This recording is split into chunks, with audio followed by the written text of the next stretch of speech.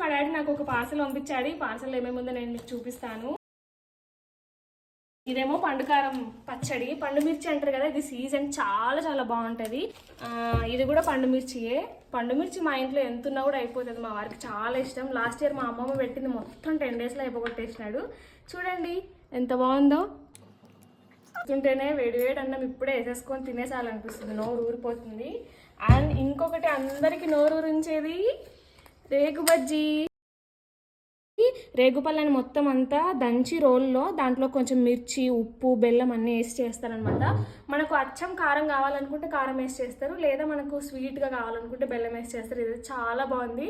మా డాడీ నాకు లోన్ నుంచి పంపించాడు, మా ఊరు నుంచి. 4 డేస్ పట్టింది ట్రాన్స్పోర్ట్లో రావడానికి. నేను చాలా భయపడ్డాను పాడవుతుందేమో అని, కానీ ఏం పాడు కాలేదు.